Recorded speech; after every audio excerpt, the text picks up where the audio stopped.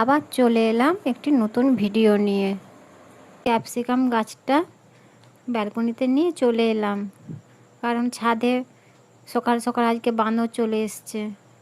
3-4টে capsicum ধরেছিল, ওইগুলো খেয়ে নিয়েছে, আর একটি ক্যাপসিকাম রয়েছে। ওই জন্য ব্যালকনিকে নিয়ে চলে এলাম।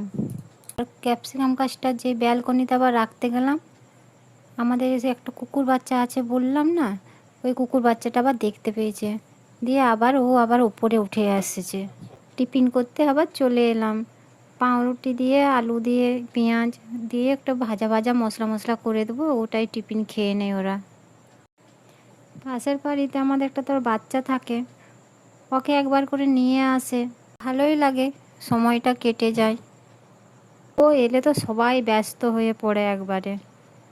জল খাবে বললো, জল নিয়ে কেমন খেলা করছে।